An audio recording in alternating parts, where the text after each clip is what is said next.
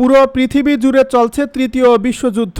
আমাদের হাতে এসেছে এ যুদ্ধের গুরুত্বপূর্ণ সব আপডেট সংবাদের শিরোনাম। শুরুতেই থাকছে পশ্চিমাদের পাল্টা জবাবের হুঁশিয়ারি পুতিনের। এবারে জানিয়ে দিব যুক্তরাষ্ট্র ও দক্ষিণ কোরিয়ার মহড়ার আগে ক্ষেপণাস্ত্র ছুড়ল উত্তর কোরিয়া। এদিকে ইউক্রেনে দৈনিক 1.5 শতাধিক রুশ হামলা, বাড়ছে প্রাণহানি। আরও থাকছে ইউক্রেনের আরেকটি গ্রাম দখলের দাবি রাশিয়ার। সব শেষে জানিয়ে দিব মার্কিন বিমানবাহী রণতরীতে নিজেদের মধ্যে সংঘর্ষ, নিহত 7। এতক্ষণ শুনছিলেন হাতে থাকা আপডেট সংবাদের শিরোনাম, এবারে বিস্তারিত। তবে তার আগে অনুরোধ রইল ভিডিওটিতে একটি লাইক এবং কমেন্ট করে জানিয়ে দিন ভিডিও সম্পর্কে আপনার মূল্যবান মতামত। আরও জানিয়ে দিন ভিডিওটি কোথা থেকে দেখছেন বা কোন জেলা থেকে দেখছেন। মার্কিন বিমানবাহী রণতরীতে নিজেদের মধ্যে সংঘর্ষ, নিহত 7। ইরানের বিরুদ্ধে দীর্ঘ সামরিক অভিযানে অংশ নেওয়া যুক্তরাষ্ট্রের বিমানবাহী রণতরী ইউএসএস আব্রাহাম লিঙ্কনের অভ্যন্তরীণ নৌ সদস্যদের মধ্যে রক্তক্ষয়ী সংঘর্ষের ঘটনা ঘটছে। এতে অন্তত 7 জন নিহত এবং বেশ কয়েকজন আহত হয়েছেন বলে দাবি করা হয়েছে। ইরানি সংবাদ সংস্থা মেহের নিউজ এজেন্সি এবং তাসনিম নিউজের প্রতিবেদনে জানানো হয়, দীর্ঘদিন ধরে সাগরে অবস্থান ও মোতায়েন থাকার কারণে এই রণতরীতে কর্তব্যরত নৌসেনা সদস্যদের মধ্যে তীব্র অসন্তোষ তৈরি হয়েছিল। এ প্রতিবেদনে আরও বলা হয়, দীর্ঘ সময় জাহাজে অবস্থান নিয়ে সদস্যদের অভিযোগের বিষয়ে কথা বলতে ইউএসএস সেন্ট্রাল কমান্ডের প্রধানের এক উপদেষ্টা রণতরীটিতে যান। এ সময় ক্ষুব্ধ নৌ সদস্যরা তাকে দুয়োধ্বনি দেন এবং পানির বোতল ছুঁড়ে মারেন। এর জের ধরেই এক পর্যায়ে নৌ সদস্যদের দুটি পক্ষের মধ্যে সংঘর্ষ বেঁধে যায়। ধারালো অস্ত্র ও ছুরি ব্যবহারের ফলে এই হতাহতের ঘটনা ঘটে।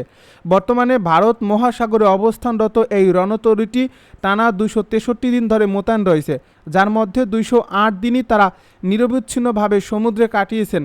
এই বড় ঘটনার পর রণতরীর ভেতরে চরম উত্তেজনাপূর্ণ পরিস্থিতি বিরাজ করছে বলে প্রতিবেদনে উল্লেখ করা হয়েছে। ইউক্রেনের আরেকটি গ্রাম দখলের দাবি রাশিয়ার।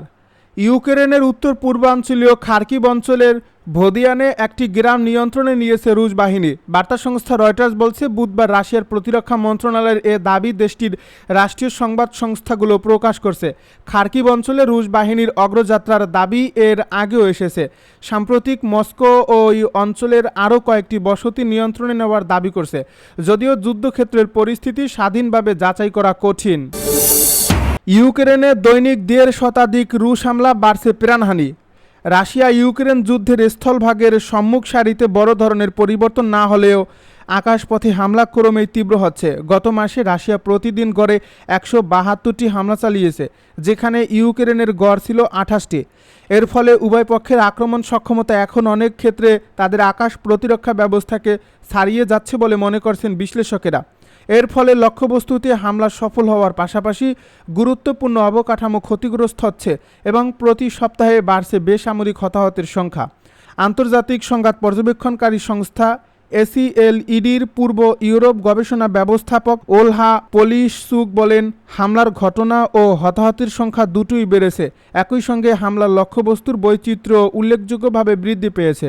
সংবাদ মাধ্যম সিএনএন বলছে, গত 1 বছরে রাশিয়ার গভীরে হামলার ক্ষেত্রে ইউক্রেনের ড্রোন প্রযুক্তির সক্ষমতা দ্রুত বেড়েছে।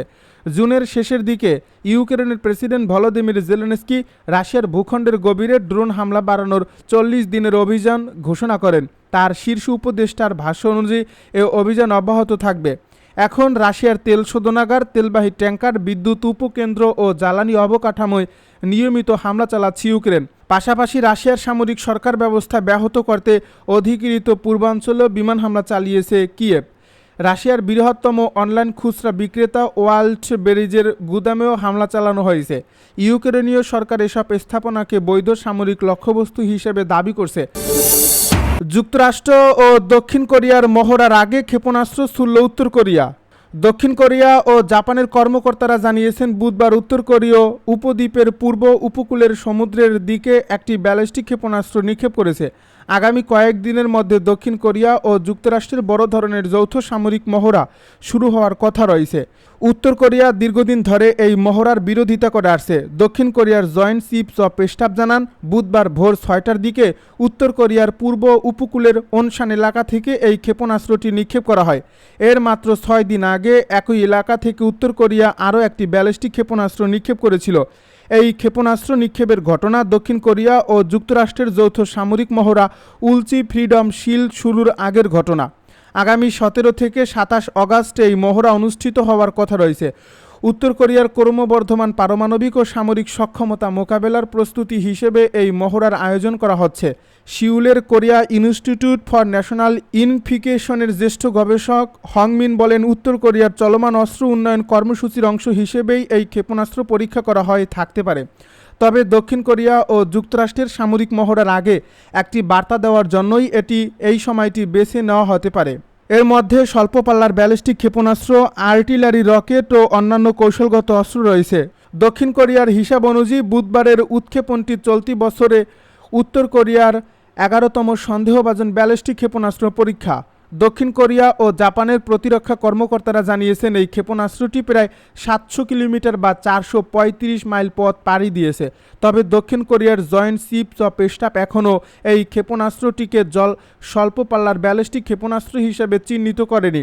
এই ক্ষেপণাস্ত্রটির ধরন ও অন্যান্য বৈশিষ্ট্য জানতে কর্মকর্তারা বিস্তারিত বিশ্লেষণ করছেন। বিশ্লেষকদের মতে, এই ক্ষেপণাস্ত্রটির ধরন সম্পর্কে তথ্য না থাকায় এটি ঠিক কোন ধরনের ক্ষেপণাস্ত্র ছিল তা এখনও নিশ্চিত হওয়া যায়নি। সাধারণত 300 থেকে 1000 কিলোমিটার পাল্লার ব্যালিস্টিক ক্ষেপণাস্ত্রমূলক স্বল্প পাল্লার ক্ষেপণাস্ত্র বলা হয়।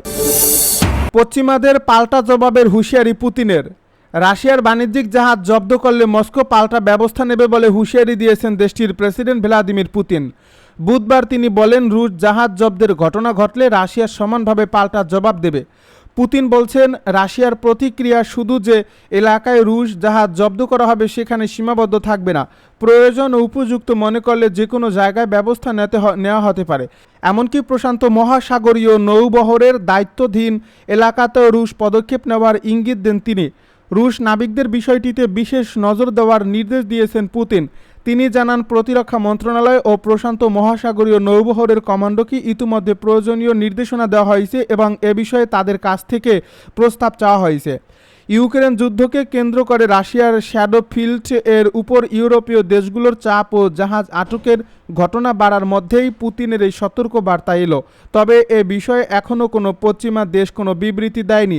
রাশিয়ার প্রেসিডেন্ট অবশ্যই একই সঙ্গে বলেছেন, জাতীয় নিরাপত্তা জোরদারের পাশাপাশি প্রতিবেশী ও বন্ধুত্বপূর্ণ দেশগুলোর সঙ্গে পারস্পরিক স্বার্থের প্রতি সম্মান রেখে সমঝোতায় পৌঁছাতেও রাশিয়া প্রস্তুত।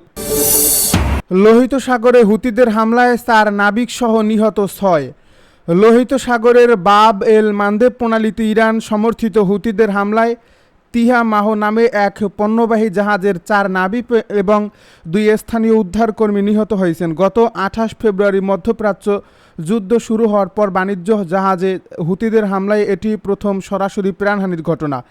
একই দিন পৃথক এক ঘটনায় ওমান উপসাগরে নৌ অবরোধ অমান্য করে ইরানের বন্দরের দিকে যাওয়া পানামার পতাকাবাহী একটি কন্টেইনার জাহাজে 2টি ক্ষেপণাস্ত্র নিক্ষেপ করা হলে তা অচল করে দিয়েছে মার্কিন সামরিক বাহিনী।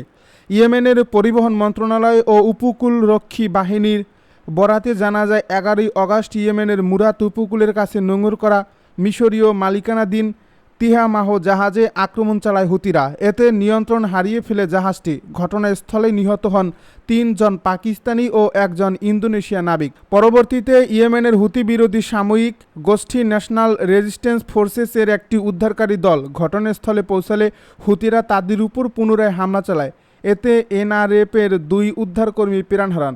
এছাড়া এই জোড়া হামলায় আরও 10 জন আহত হয়েছেন বলে জানা গেছে।